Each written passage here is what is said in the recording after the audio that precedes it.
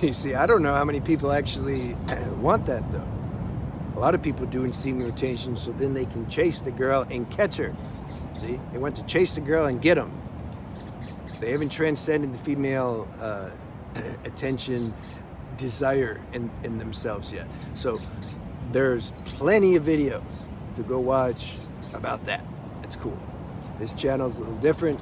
We're not talking about getting female attention. We're talking about transcending it, because some of you have realized the burden that is to just have that nonsense on your mind all the time. Every time you go outside anywhere, like, oh, yeah, there's a girl. Oh, damn, I want to get her. Like, damn it. Yeah, right. So we're talking about that. And I'm saying semen retention helps you transcend that. Now, you have to go. It's not like you just practice, okay, I'm going to do semen retention. Oh, wow, I don't like girls anymore. I don't feel any attraction. You might feel that way. Your libido goes way down in the first month or two.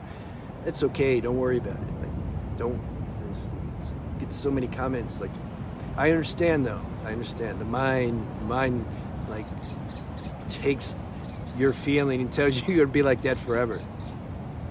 Damn, semen retention's the problem. Actually, you need to go do some PMO. Get your libido back. So you got to go through that. You just have to like recognize when you're being manipulated by your lower nature and when you're not. This is an individual process, and I get more into that in my spiritual channel.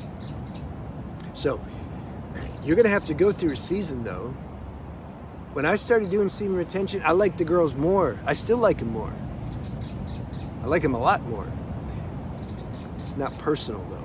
It's not that I like this personal girl. Ooh, I like her breast. Ooh, and I like that. No, it's, ooh, I like her hair. No, it's the female essence. I have a relationship with the female principle, not with the female individual form. I don't care about that. That form's always changing. It's not gonna last, number one. Number two, she has her own individual, drama, just like we all do. So what's so attractive about that? I was fortunate enough though to hang with some girls and to be with them intimately. Some of the ones, I always liked the really clever, like witty ones, fast mind, super raw, just don't give a damn. I like them. Yeah, we complimented each other. So that used to turn me on big time, man. Like, there's no way you could have told me like, okay, just be sober, don't lose your bearing, don't feel so attracted to them. There's no way. I had to taste that experience, get it out of my system, and now I'm not. Now I'm not like, oh my God, we have such a good connection. She's amazing. She's so witty. Yeah, she's witty. She's cool. Like, she's cool. But I'm not going to be dragged around by her energy anymore. Like, I've found something that's nothing out here can give me the satisfaction of, you can say, this, what I found inside. This is everybody's destiny. And this is the purpose of hardships too in life. It drives us deep. This is how spiritual practices get born. You start to recognize there's something in you. You start to recognize what the masters that you've read about have found. This is what you start to recognize.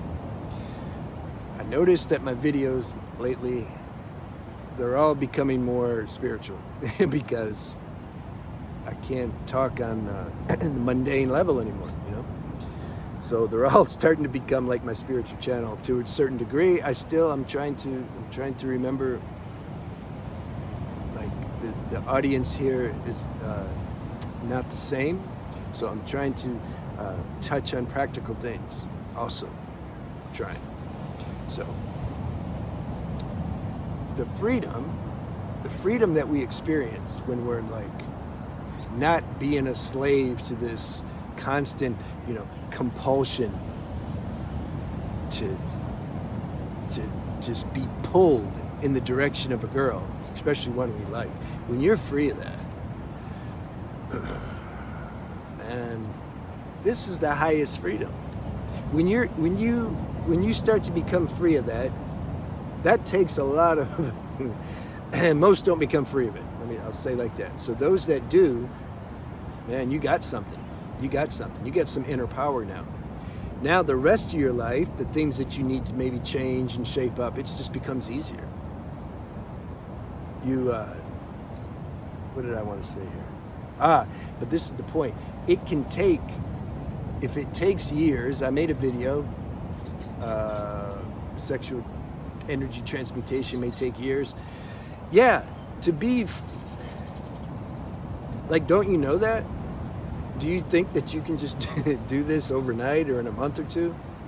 Don't something realize how deep this instinct is? And so isn't there's some inner inclination, some wisdom, some voice that's saying, look, this might take some years. Yeah, okay, so what? Takes, what, 4 years to get your BA degree? You're okay with that? Well, this is much more important than getting a BA degree. So if it takes some years for this, good. Once you're free, man. You're free. There's still some, you don't become perfect. You're still susceptible sometimes to getting, the energy gets strong, and you might get pulled a little bit, but it's like, who cares? You're not a slave to it anymore. It's not that you got to take the whole package. If one is doing semen retention for like more materialistic reasons, you're not going to be able to do it. When you start getting access to your deeper power from doing semen retention, you're going to have to start modifying the rest of your life. A lot of you know that. Like, it's automatic. It's like you've signed up to become purified on a holistic level.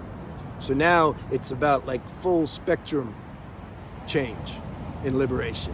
It's not just, I'm just going to do semen retention, then that, I don't know what they think. Once you got to take the whole package, which is great. You want the whole package. It's like if you quit smoking or coffee, you don't necessarily feel inclined maybe to change the rest of your life. It doesn't really, but when you start, the higher levels of wisdom that get activated in a person that most aren't aware of, when you start preserving your energy, it's like the life force, the ojas, it's like that's your spiritual capacity somehow.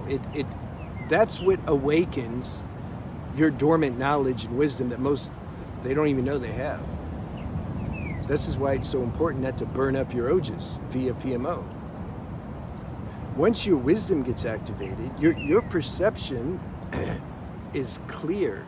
Like, you can see things. You can see things clear. Oh yeah, I wrote something about that.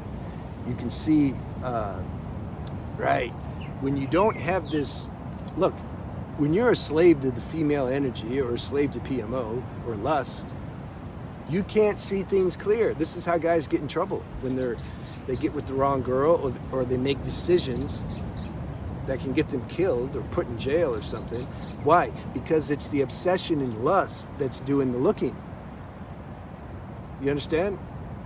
If one is super addicted to that or a slave to lust and just constant sexual obsession, there's no telling what you're going to do. And you can't be trusted, because when that obsession kicks in, who knows what you're going to do. If you're in America, go get the Sex Predator magazine and see how many people are in there, guys and girls. They didn't plan on getting in there. They just say, okay, the obsession comes really strong. They're like, damn, I just got to act it out. Because then the obsession goes down, because like you gave it food. So they're like, no, it'll be okay, I won't get caught. Okay, I'm going to do it, and then they get caught.